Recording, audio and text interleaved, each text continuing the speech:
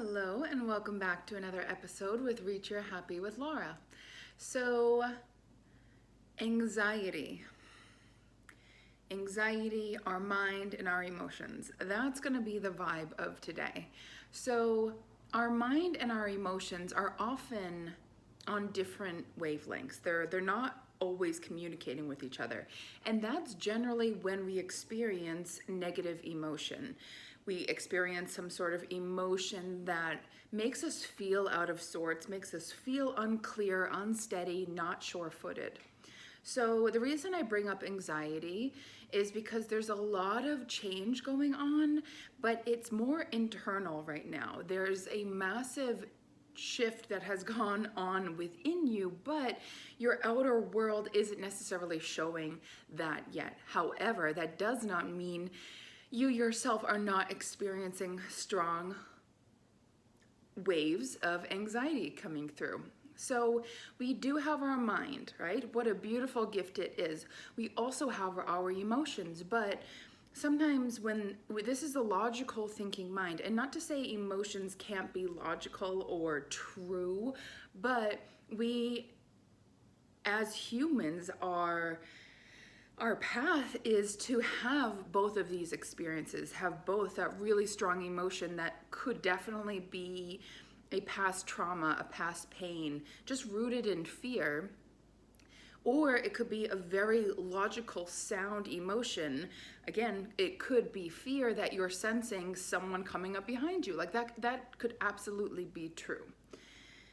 But I'm talking today about the anxieties, the fears that come up in your body, come back from perhaps a moment in time that brings you anxiety. So, what to do when you feel, let's talk about anxiety that you feel regularly. So maybe you trend towards being a more anxious person.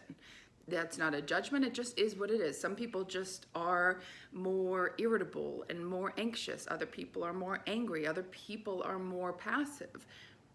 No judgment there, it just is what it is. This is the personality type you've come to work with and be in this lifetime. So maybe this is an exercise you can do right now with me. Bringing to mind an anxiety of yours, a fear of yours.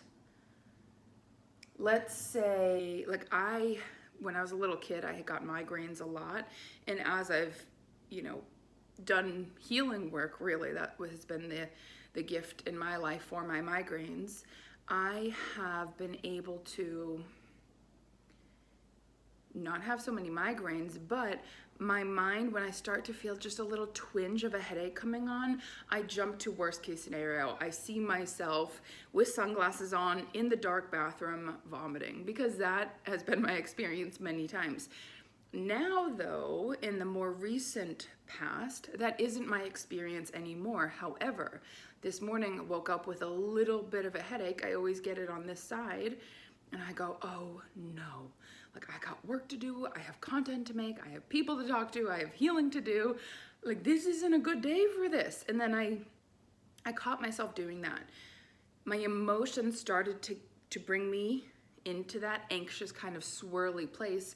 And my logical thinking mind was able to identify that, yes, this is something that could potentially turn into a big deal. But right now, it's not a big deal.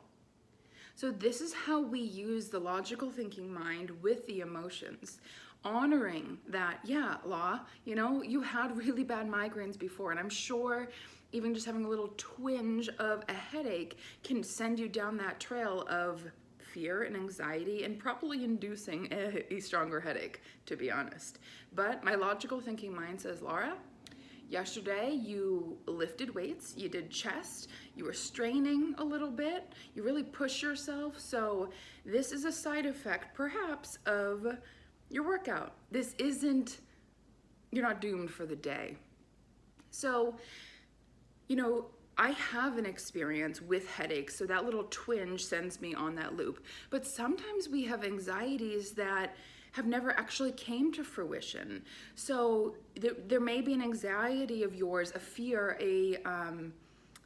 I can't even think of the word. This happens, huh? There is a phobia, something in that category is the word I'm looking for. I can't quite find it right now.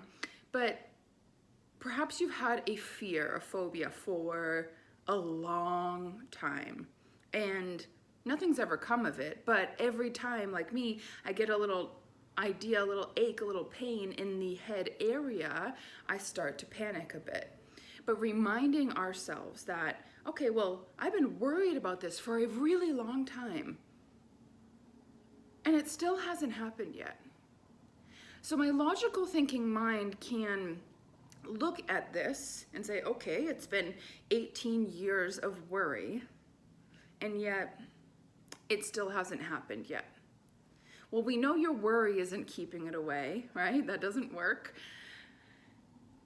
So what could it be? Well, the logical thinking mind can look at the past 18 years of it not happening and say to you, hey, hasn't happened yet. What is the likelihood this is going to happen? And the anxiety doesn't want to hear it, right? Your anxiety is like, stop. I'm just, okay, maybe it's not going to happen, but I still feel this way. So that's the emotions, right? The logical thinking mind has kind of cleared the air. The likelihood of this happening, the past 18 years I've been worrying about it. Today, for it to happen would be quite remarkable, actually. So we use the logical thinking mind to address the emotion, but then we also have to do the work of addressing the emotion, right? So that's step one, logical thinking mind.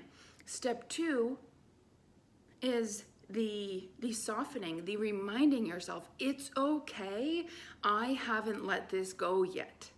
It's okay that I'm not where I think I should be in regards to this anxiety or phobia or fear, whatever it is. It's okay that I'm not where I want to be. And the more you invite yourself to acknowledge that I am not where I want to be, and I know that has to be okay. I know that even taking this moment to acknowledge in my logical thinking mind that this hasn't unfolded for 18 years, so the likelihood of it unfolding now is very, very small, and yet there's still an emotional charge. Your awareness of this alone, maybe you've been aware of it before. That's fantastic. Honestly, that is the most important part in changing anything, is the awareness that you want it to be different. But I don't feel like that's the message for you today. I don't really feel like that's the point in me connecting with you. I think the point of me saying all of this is really to remind you that where you are is okay, that you don't need to be cleared of your phobia, never have anxiety. You don't have to be there before you're ready to be there. And so bringing the second step of the equation, the acknowledgement of, yes, I'm experiencing this and it is okay, because we know beating ourselves up doesn't do anything. It doesn't do anything. It just makes us feel beaten down. It feels like this weight added to something that's already pretty weighty for you. So if you take anything from this message today, if you take anything from anything I ever say, I always want to be bringing it back to the knowing that it's okay that you are where you are, and that you want to progress, you want to change, you want to see some shift in yourself. And that's fantastic. That tells me there's a will to live. And that's something, man, that's something. So this week, this month, this year, this moment, I'm going to invite you to bring in the self-compassion, because I know I've beat myself up for years about things, and it hasn't made much of a difference. It's only created more anxiety, more discomfort, which discomfort and anxiety aren't bad things. I'm not categorizing that as like, oh goodness, that's a bad thing. No, it's information, it's feedback. So when I am a jerk to myself, I get feedback in the form of negative emotion. It hurts my stomach. I feel insecure. I feel uncared for and not supported. I feel a sense of insecurity. That's all the information I need to know to start to correct my course. That's all the feedback I need. My logical thinking mind goes, well, when you beat yourself up, you feel worse than you did. Logically speaking here, it would be a great idea to stop doing that thing you do that makes you feel so bad about yourself. And even if it's just for today, you tell yourself, it's okay, I am where I am. And maybe not just today, maybe practice this for a week or so. I am here, and it's okay that I'm here. I see there's this longing, there's almost this like pulling forward, like I want to make that change. I want to lose that weight, or I want to feel more trusting of my partner, whatever the thing is. But acknowledging I am here today and that there is a pull for me to go forward, I'll get there. I'm not going to decide how long it'll take me because life just isn't like that. We cannot predict that. But what we can do is be in charge of ourselves. So if I think a thought and it feels terrible to me, I can, right, that it's kind of in the emotional center. Well, then the logical thinking mind can step on in and say, Laura, that doesn't feel good. So that must be unhelpful. Okay, can I think of a helpful thing? Nope, not right now, because I'm thinking about how much I don't like this part of me. Nope, so that's really hard. Well, what can I say? What can I think? Well, this is giving me some clarity I didn't have before. Every part of my experience, it has information in it. This is giving me information, so that's a really good thing. My dad used to say to me, when you don't know what to do, when you can't make a decision, it's probably because, one, it's not the time to make the decision, and two, you need more information. And so life often brings us more information that allows us to think more clearly and to make choices that are empowered choices. So I had a thought over here and now I lost it, as I do. Right, so the negative feeling of judgment and self-criticism isn't working. But to go from like, I love you, girl, to oh my gosh, I really need to change this. Like those are two different versions of me. So I can't expect myself to be in a not so great feeling place and jump into like, it's all good though, because I'm a human and I'm gonna change bit by bit. No, it's okay, I'm not in a great feeling place. Well, continuing to think about this isn't serving me. My logical thinking mind says, get off this topic, think about something else. Why don't you think about a delicious meal you can make? What about putting on a song? What about thinking about someone you love? What about, right, there's a million things that can kind of adjust our course, refocus us elsewhere. But the only reason you would do that is because you understand that by thinking about this thing that makes me feel so uncomfortable that I can't change right in this moment, that's going to change slowly over time, like there's nothing to do there. So you have to be willing and to incorporate both the emotional body and the logical thinking mind and saying, yeah, I'm not going to change this right now. So I'm going to give up the fight. I'm sweating just thinking about it. Give up the fight with myself. That's really who we're ever fighting with ourselves. I'm going to give up the fight. I'm going to let myself soothe myself. I'm going to allow my logical thinking mind to say, hey, girl, we're not going to make progress on that today.